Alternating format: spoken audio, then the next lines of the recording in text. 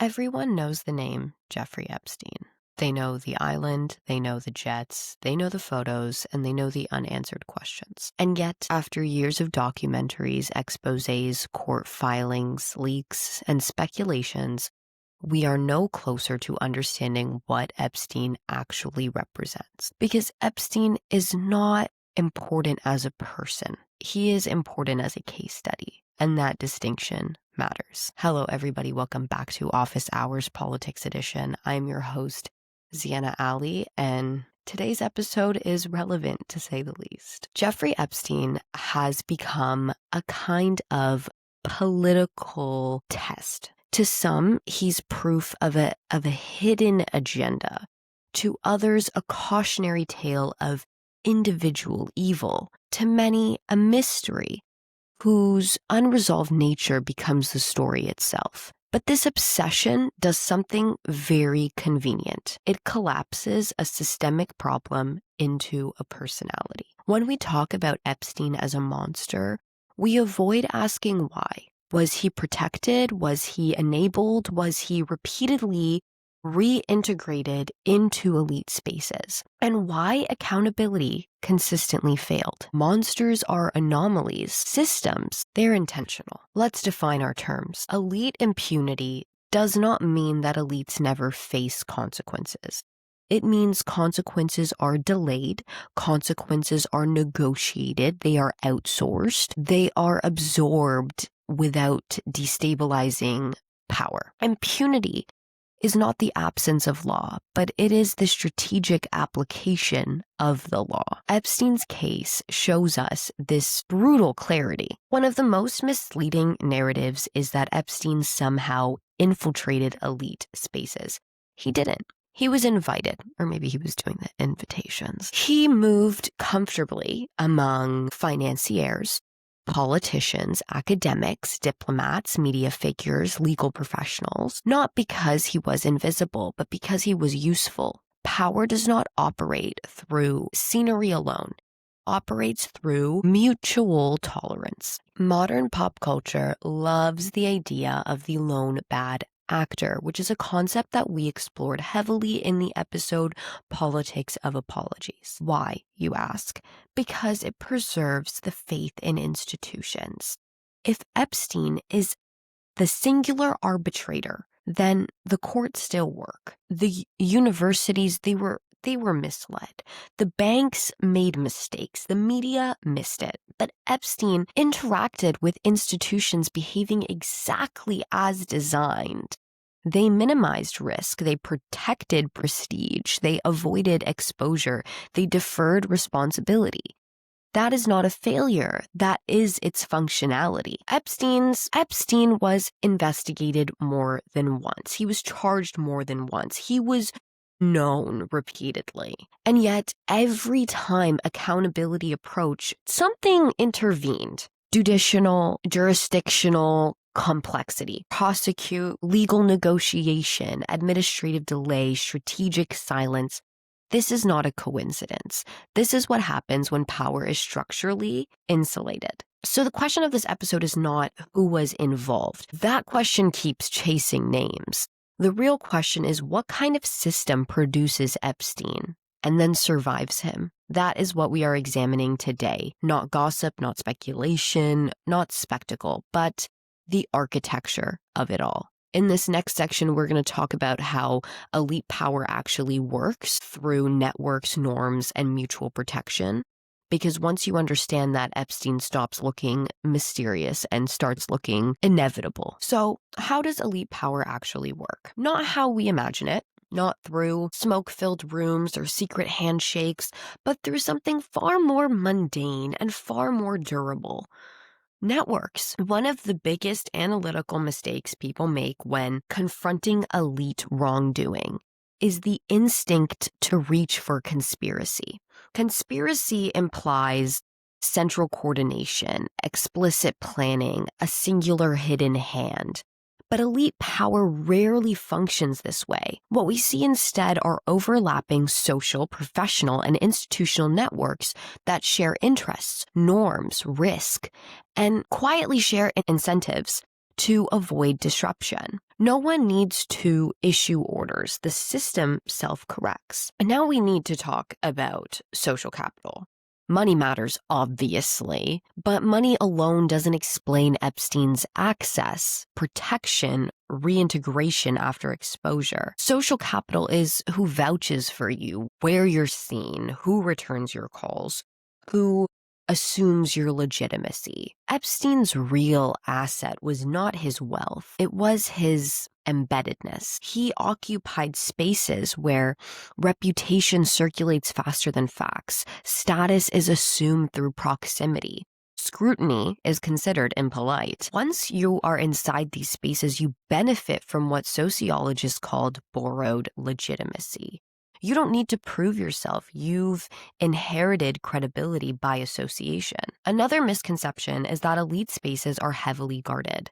They're not. They're filtered, not fortified. Gatekeepers, assistants, donors, boards, legal teams, development officers, they don't ask, is this person dangerous? They ask, is this person useful? Is this person reputable enough? Is this person already vouched for? Epstein passed these filters repeatedly because somebody else had already let him in. Somebody else already validated him. Somebody else would bear the reputational risk first. Responsibility is then diffused. Now, once allegations surface, most people assume elite institutions will respond defensively, and sometimes they do.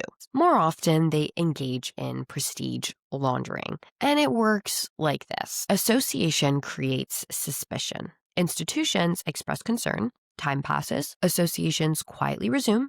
The individual is reabsorbed, often at a distance. No formal forgiveness is issued, no accountability is declared. The stain simply fades through silence, delay, and selective amnesia, if you will. This is not denial, it is institutional patience. Now, here's the uncomfortable truth. Exposure alone rarely dismantles elite power.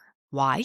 Because networks are redundant. Roles are interchangeable. Individuals are expendable. Structures are not. When someone is removed, the functions they served remain. Epstein didn't create elite impunity. He operated within it. And when he became inconvenient, the system adjusted. A reoccurring phrase in elite scandal is, people had heard rumors. Rumors are nothing. They're a warning system. But elite culture treats rumors differently. In elite spaces, direct confrontation is impolite. Asking too many questions signals instability. Moral urgency is considered rude. This produces what scholars call pluralistic ignorance. Everyone assumes someone else will act, and no one does. Silence becomes professionalism. Now, Epstein's role makes more sense when we stop treating him as the puppet master. He functioned as a connector between finance and politics, between donors and institutions, between prestige and access. Connectors are valuable because they reduce friction, create opportunities, problem solve quietly, and systems protect what they find useful until they can't. Elite impunity doesn't look like immunity. Again, it looks like delays, settlements, confusion, complexity, ongoing investigations. It feels boring, technical, administrative, which is exactly why it works. When public discourse fixates on names, photos, associations, it feels radical, but it's often conservative. Why? Because it avoids asking why these networks exist. Why are they normalized? Why accountability threatens stability? Power prefers outrage to analysis. Outrage burns hot, but then it burns out. So if elite networks explain how protection operates socially, the next question is then unavoidable. How does the legal system accommodate this? Because Epstein didn't evade law, he moved through it. In the next part, we are going to examine the legal architecture of impunity. Impunity is not a failure of the legal system. It's one of its predictable outcomes. In this section, it is not about corruption in a cinematic sense, envelopes, bribes, explicit orders. It's about legal discretion, procedure complex, and institutional incentives. that quietly bend accountability without ever breaking the law. Now, we are taught that justice is blind. Everybody knows that infamous picture of Lady Justice, and she's holding the scales, and she has a blindfold, and she has a sword, and she has all sorts of gadgets. But blindness is not neutrality, it's abstraction. The legal system does not encounter people, it encounters resources, representation, time, risk calculations. And these are distributed unevenly.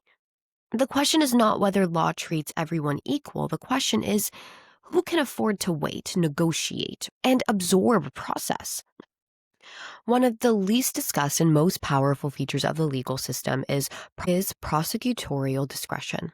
Prosecutors decide whether to bring charges, which charges to bring, where to bring them, and when to bring them, and what remedies to seek. This discretion is framed as pragmatic necessity. And it is, but discretion is also where politics enters legality. In Epstein's case, discretion did not fail. It functioned exactly as designed, minimizing institutional risk. Now, at the center of Epstein's first major escape from accountability was the non-prosecution agreement. Legally valid, very clean. Politically, though, devastating. Absolutely devastating. Non-prosecution agreements are justified as efficient, victim protection, and resource saving. But structurally, they do something else. They convert criminal harm into administrative closure. Once an agreement is signed, no trial occurs, no evidence is tested publicly, no network is exposed, no precedent is set. The case disappears, legally resolved, socially unresolved. Another underappreciated mechanism of elite impunity is jurisdictional fragmentation. Crimes that cross state lines, national borders, institutional domains, create confusion about who's responsible, who has authority, and who must act first. For ordinary defendants, this is a nightmare. But for elite defendants, it's a buffer. Every jurisdictional question introduces delay, negotiations, opportunities for intervention. Time becomes a defense. Now, there is a structural use of delay. Delay is not neutral. Delay exhausts victims, ages witnesses, blunts public outrage, shifts political attention. Legal teams understand this. The goal is not always acquittal. Often, the goal is containment. Contain the damage, the exposure, the narrative. Justice delayed is not justice denied, but it is justice managed. Now, trials, that's the real threat because they're dangerous to power, not because of verdicts, but because the process. Trials force evidence into public record, cross-examination, testimony under oath, narrative coherence. They connect dots. That's why so many elite cases end in plea deals, settlements, sealed records, procedural terminations. The system is not allergic to punishment. It's allergic to revelation. Now, elite impunity is sustained by an asymmetry that is rarely acknowledged. Victims are asked to be consistent, available, credible, patient, emotionally restrained, and institutions are allowed to be slow, cautious, worry about risks, be careful of their image. This is not neutral terrain. The law demands moral clarity from individuals while allowing strategic ambiguity from power. Now, a common refrain is that Epstein slipped through the cracks. But the cracks imply accident. What we see instead is absorption. The legal system processed the threat, neutralized exposure, preserved institutional legitimacy, and moved on. Again, that is not failure. That is stability maintenance. Even after Epstein's death, the legal architecture remained intact, records sealed or partially released, civil suits fragmented, accountability diffused across time and offices. The system outlived the defendant, which tells us something crucial. Elite impunity does not depend on individual suffering. It depends on structures remaining intact. So far, we've examined social networks and legal discretion. Next, we need to follow the money. We tend to say money buys silence, but that is incomplete. Money does something far more powerful. It buys reinterpretation. In elite institutions, wealth allows a person to be reframed as a complex figure, a problematic donor, controversial benefactor, a visionary with flaws. Notice the shift? Crime becomes context, harm becomes complication, and victims become invisible. This is not denial, it's narrative management. Now, philanthropy. Philanthropy is often presented as generosity. Structurally, it functions as moral infrastructure. It embeds donors into institutions, creates dependency, produces gratitude, generates reluctance to scrutinize. When money flows into institutions, criticism feels like you're not being grateful. There's a lot of instability, there's risk. Accountability becomes bad governance. Silence, that's professionalism, baby. Now, universities, nonprofits, cultural institutions, and research centers are structurally vulnerable. They compete for funding. They operate on prestige hierarchies. They depend on donor confidence. Now, this creates a dynamic where questioning donors threatens survival. Moral scrutiny is framed as impractical. Ethics become conditional. No one has to say, ignore the harm. The incentives say it for them. Now, respectability laundering is another important element, and it works in stages. There's the initial association. The donor appears as a benefactor, not a subject. Institutional validation. Boards, titles, committees, and events create legitimacy. Now, there's the cultural reframing. Media coverage emphasizes generosity, not origins. Temporal distance, time dulls urgency, controversy fades. Then there's the reabsorption. The individual is normalized again, quietly. And no point is forgiveness declared. It simply happens. Now, after an exposure, institutions often say, we didn't know. Oh my God, how many times have we heard that about the Epstein case? I just had a full-on photo shoot with the guy. I didn't know who he was. I was just at every single party he threw. I had no idea. I was on his private jet and spent so much time on his island. But I didn't know jack about that guy. They know. They know. And you know what? Sure, fuck. Maybe they didn't know everything. They didn't know with certainty. They didn't know in a way that I can't even say that. Like in this particular case, they knew. They knew. Maybe in other cases, they didn't particularly know to a point that forced action, but they knew. Elite institutions rarely demand certainty to accept money, but they demand certainty to reject it. This asymmetry protects donors, not victims. Now, wealth does not erase wrongdoing, but it does slow moral response. It introduces committees, reviews, statements, external consultations, internal debates. Urgency dissolves into process.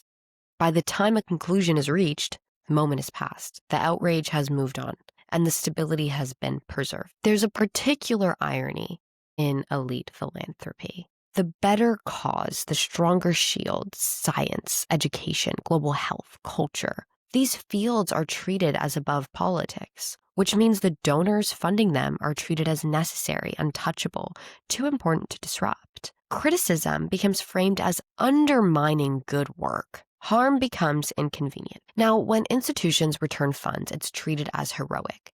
And that tells us something. Returning money is rare because it signals past complacency. It threatens donors' confidence. It invites scrutiny from other donors. It destabilizes governance norms. The system is designed to absorb scandal, not confront it, which is why you'll never see that happen. Now, one of the most disturbing aspects of elite impunity is how durable reputational capital is. Even after exposure, networks persist, associations linger, doors quietly reopen. Why? Because reputation is not moral memory. It is social inertia. Once someone is embedded deeply enough, removal becomes costly. So institutions wait, and waiting often works. Okay, so we've gone down the rabbit hole of the social aspect, the legal aspect, the financial aspect, but there is one more layer that we need to address. Some forms of silence are not just institutional, they are strategic. So in this next part, we are going to turn to intelligence, diplomacy, and national security logics and why certain scandals are treated as too dangerous to fully expose. National security is often imagined as espionage, enemies, foreign threats. In practice, it's broader and more flexible. National security functions as a justification for non-disclosure, a reason for delay, a framework for prioritizing stability over transparency. Once a case becomes security adjacent, ordinary accountability rules soften. Not because someone says, hide this, but because exposure becomes framed as too destabilizing. Elite scandals intersecting with diplomacy, intelligence,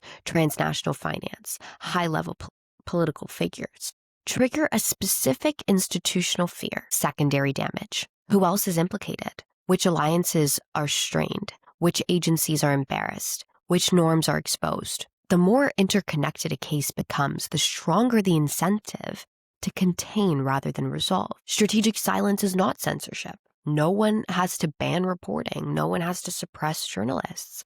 Instead, information is classified, access is restricted, records are sealed, investigations become ongoing. Silence is achieved procedurally. It looks legal, and it sounds reasonable, and it works. When individuals operate near intelligence or diplomatic networks, institutions maintain plausible distance, not denial, distance. This allows agencies to say, we have no direct evidence of involvement, which may be true because the system is designed to avoid documentation. Plausible distance is a feature, not a bug. And I think Epstein knew this because some of the emails seem to have been written in some type of code. Now, transparency is not universally treated as a public good.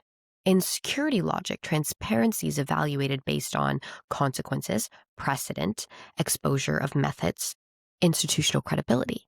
This leads to a paradox. The more powerful the actors involved, the stronger the argument against transparency.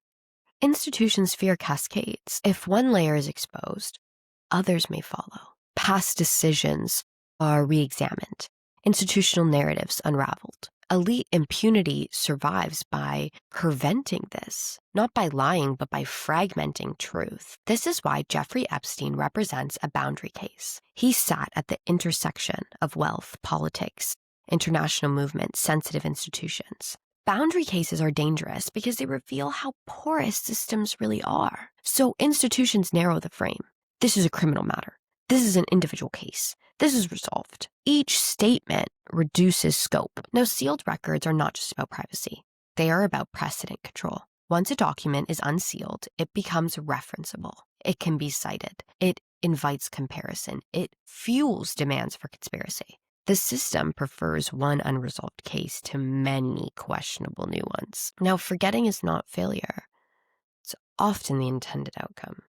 Time passes, attention shifts, personnel changes. The moment it's closed. Stability then returns without truth ever fully emerging. Okay, so far we've mapped the architecture. We've laid the groundwork into the networks, the law, the money, the security. What remains is the arena where most people encounter the Epstein story, the media. This next part, we will ask why coverage never resolves, why outrage cycles repeat, and how constant attention can actually protect power. We live in an era of radical visibility. Documents leak, videos circulate, stories go viral.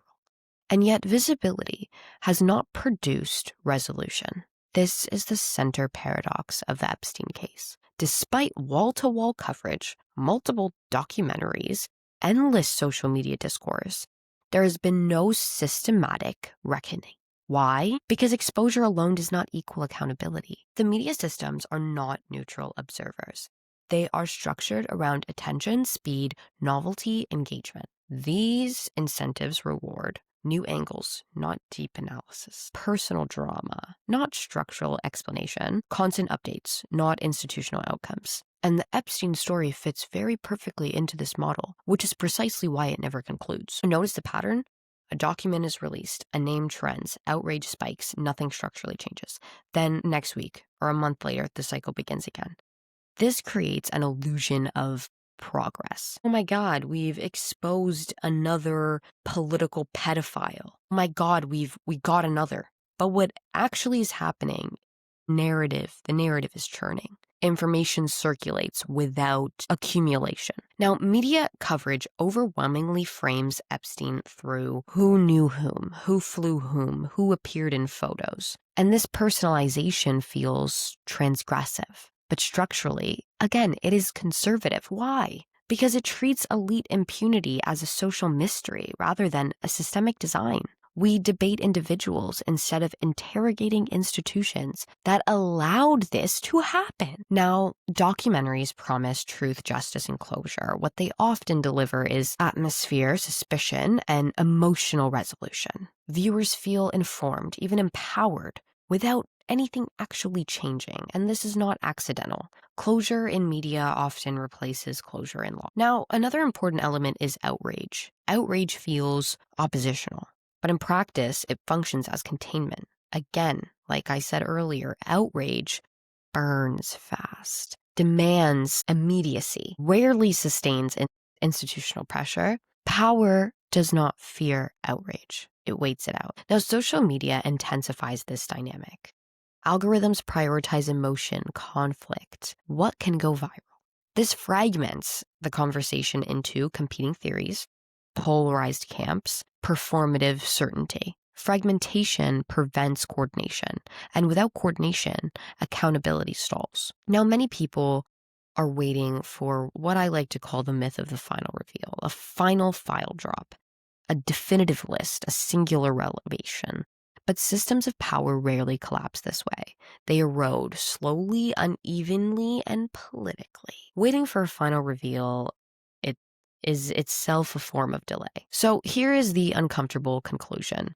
The Epstein story is overexposed, and that overexposure now protects the system. Why? Because everything feels known. Nothing feels actionable. Fatigue replaces urgency. Silence would have raised suspicion. Noise neutralizes it. So media can reveal, amplify, and document, but it cannot prosecute, reform institutions, or redistribute power. When we ask the media to do the work of justice, we guarantee disappointment. Now, by this point, something should be clear. This episode was never really about Jeffrey Epstein. It was about what his case reveals and what it allows us to see, if we're willing to stop treating it like an anomaly. Because Epstein is gone, but the system that absorbed him, protected him, delayed him, reframed him, and ultimately outlived him remains intact. Public discourse often treats Epstein as a rupture, a moment where everything went wrong.